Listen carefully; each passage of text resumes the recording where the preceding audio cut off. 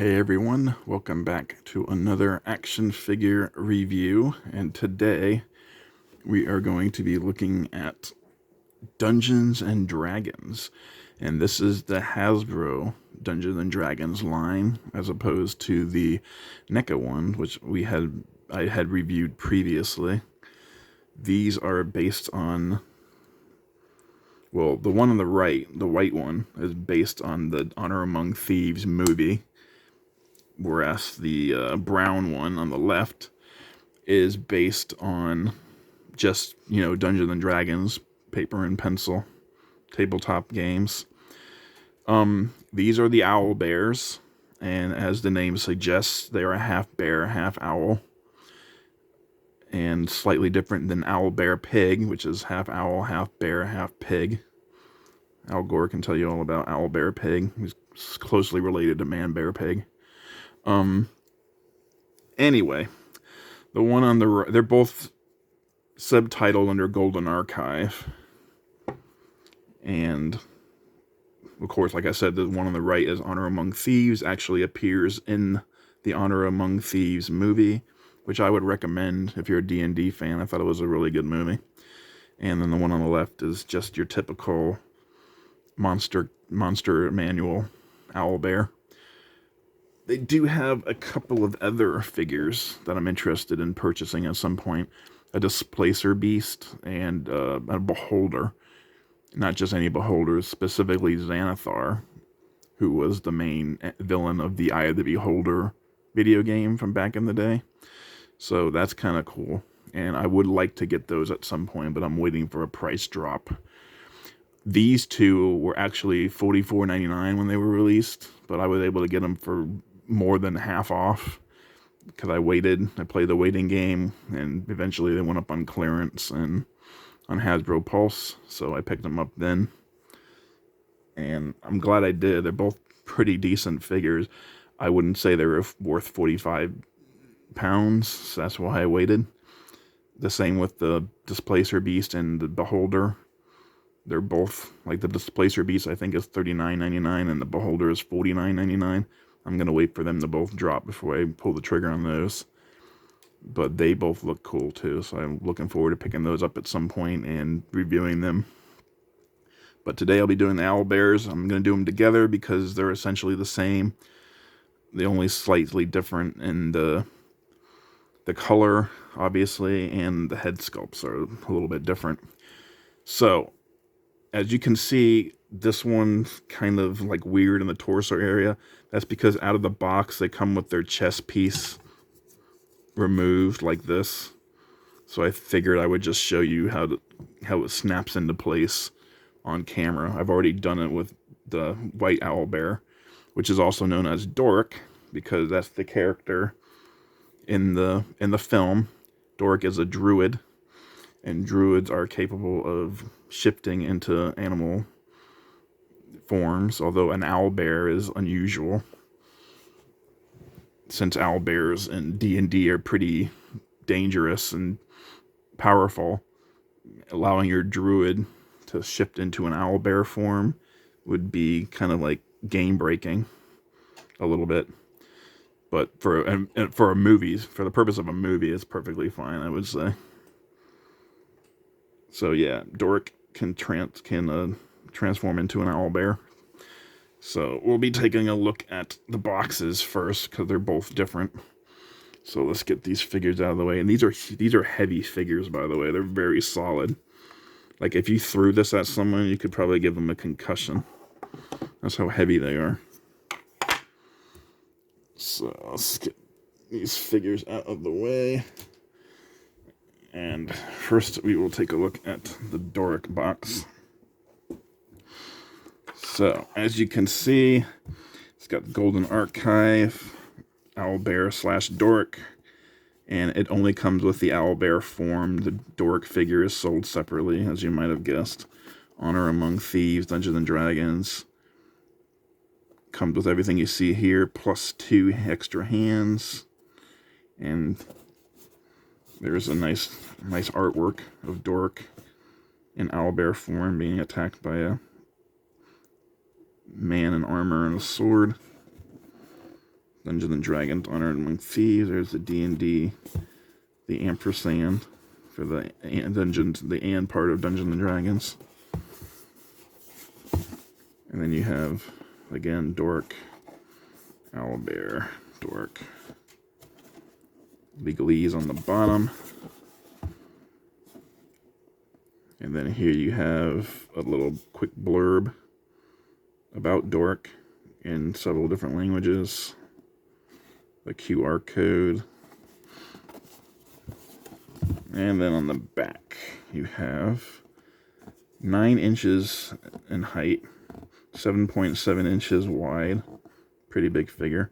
It doesn't have the weight on here, but I imagine it would be quite significant compared to, normal figures. Of course, the accessories again, more legalese, plastic-free packaging, all that stuff. And then here is the normal Owlbear. It just says Owlbear there. It's got the 2 hands, same as Doric. Golden Archive, D&D, the ampersand, legalese. More artwork here. And then you have a little blurb about the Owlbear. Different from Doric, obviously, since this one doesn't transform into a human. This is an actual Owlbear. Actually, Doric's not human. She's a tiefling, but anyway, this is an actual Owlbear.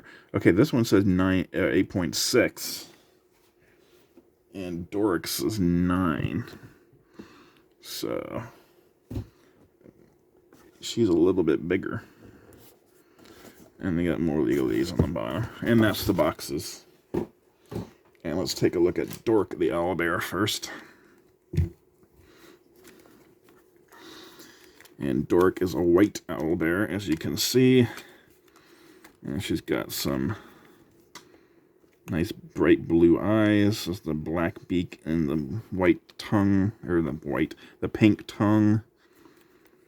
It's got some dark spots speckling her white feathery form. Mostly it looks like she's a cross between an owl and a polar bear. Whereas the other one looks like a cross between an owl and a grizzly bear. So yeah, I'm only going to go over articulation for one of these two because they're both essentially the same, other than the paint and the head sculpts. So yeah, could use more of a wash to bring out the details a little bit more.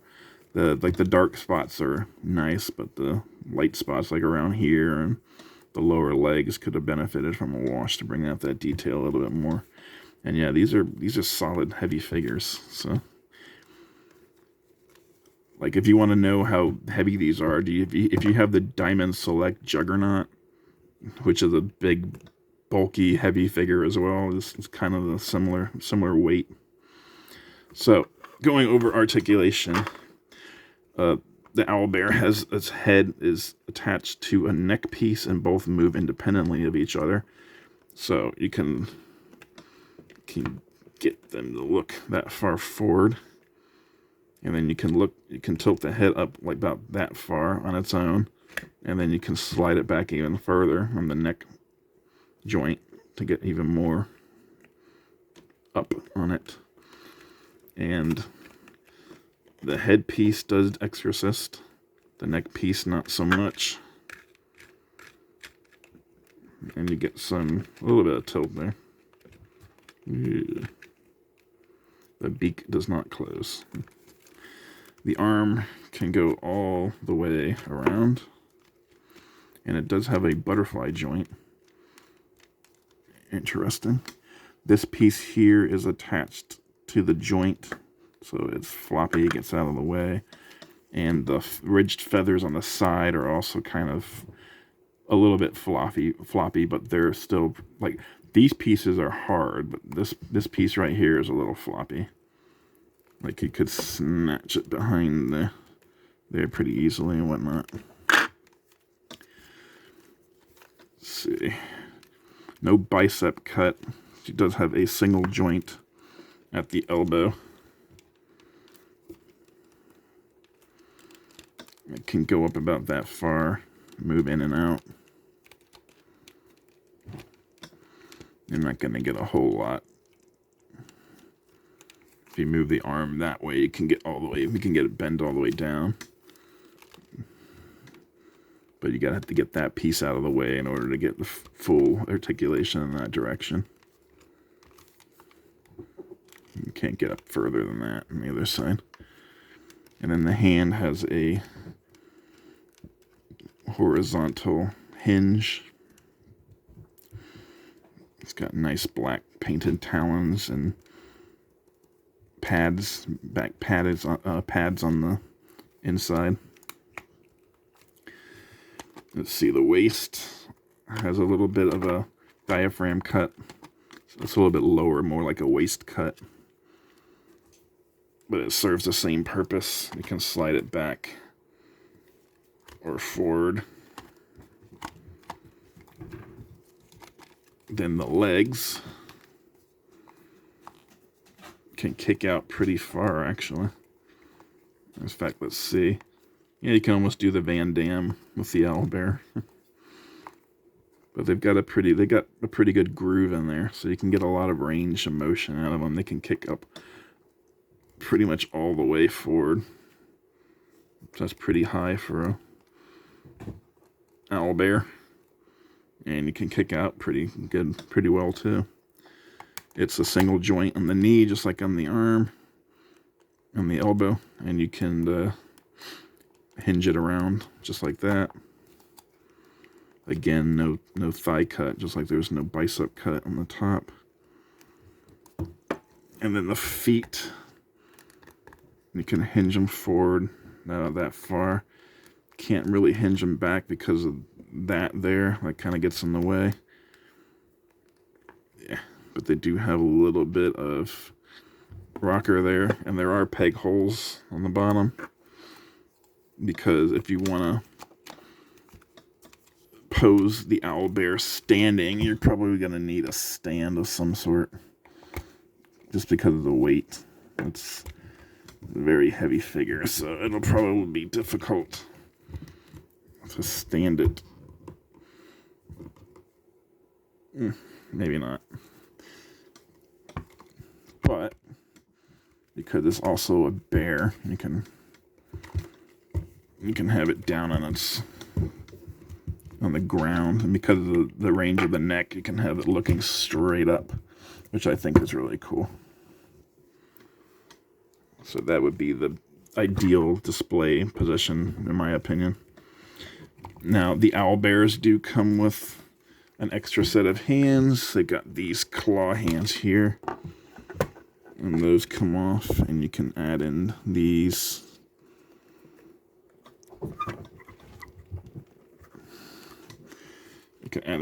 hands. So if you want to have them on the ground, like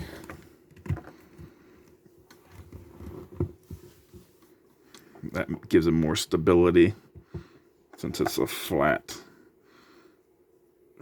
paw with some talons and the black pad there, of course.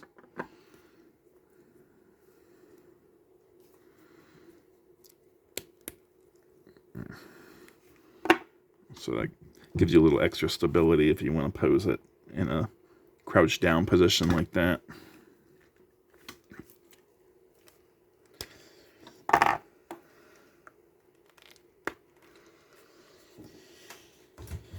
Alright, now we'll take a look at the brown owlbear.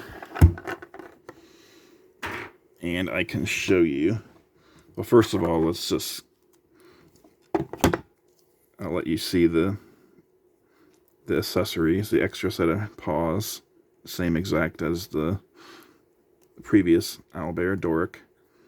For some reason, they didn't paint the pads black on this one. They should have. The padding would be black on a bear rather than brown.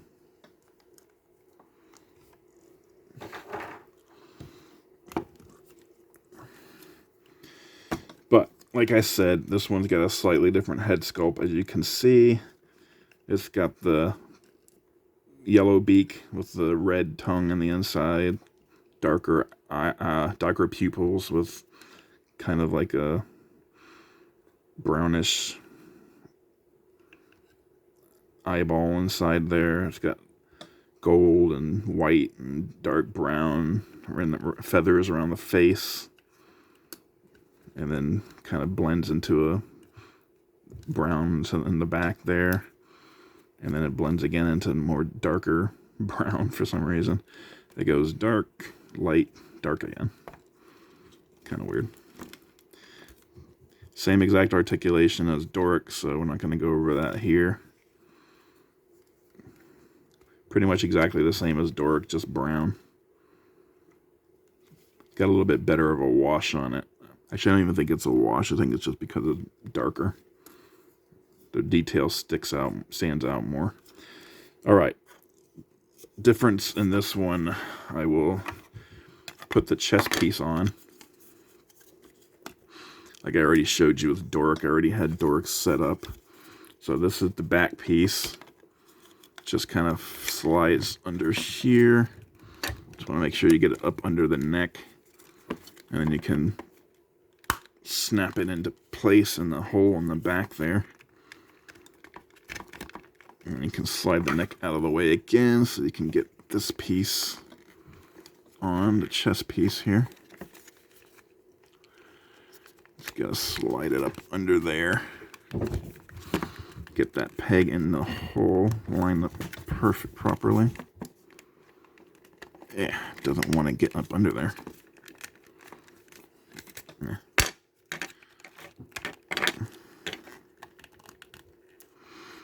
Come on, Owlbear.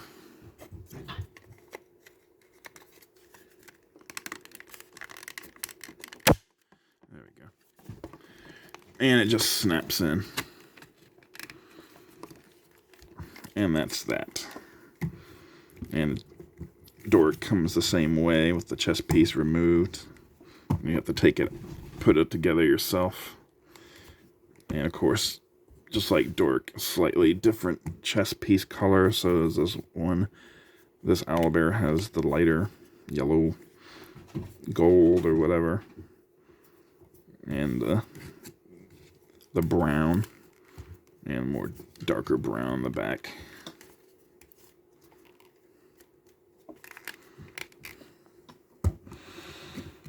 So I got these because I thought they would be a decent addition to my D&D, my NECA D&D collection. Now, the NECA are 7-inch figures, so these actually might be a little too small. I think Owlbears are like 9 feet tall normally. So these guys are would be a little bit shorter compared to the NECA figures, but they would scale well with your other D&D Honor Among Thieves figures. I don't have any of those, and I don't have any plans on getting those. I did like the movie, but I don't really want to get into another line like that. Like I said, the only reason I got these because they were on sale, and because they go with the NECA figures I've already been collecting. I really like those because they're heavily detailed compared to the Hasbro ones. So that's why I'm collecting those rather than not collecting the Hasbro ones. I don't really want to expand any further in that direction, D&D wise. I will get the Displacer Beast and the Xanathar the Beholder at some point when they drop in price.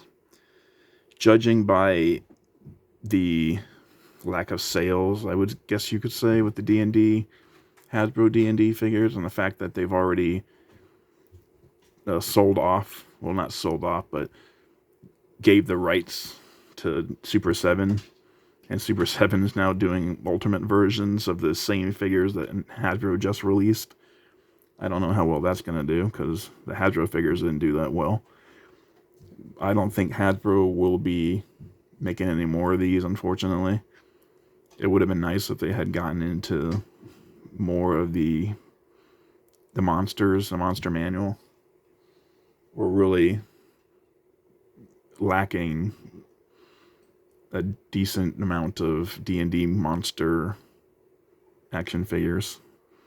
Like, we got Owlbear now. Like I mentioned before, we got the Displacer Beast, and we got the Beholder. But, like, there's a whole mess of different monsters in the D&D compendiums that they could make figures out of that I'm sure people would buy. People with D&D collections would probably love to have. And they did a dragon. It's a little smaller. It's a black dragon. I don't think they could really do a Tiamat or a proper dragon at this scale. That would just be too big. That would be like a HasLab. If they did a HasLab Tiamat, that would be really cool. But I don't think it would meet its goals. Depending on how much they sold it for. Maybe if they sold it for like 200. But a HasLab Tiamat, that would be a big ask. I'm not sure that D&D is popular enough for an action figure line. I mean, obviously it's popular as a game, because it's still around after 50 plus years. But as an action figure line, I'm not so sure. I do hope the NECA figures are doing well, though, because I want them to keep making them. They've made 4 so far, with Elkhorn, the 5th, on its way. And there's a lot more figures to do in that particular line, the LJN line. So hopefully they get around to doing all of them. But yeah, those are the Owlbears. Like and subscribe, comment down below, and I will see you next time.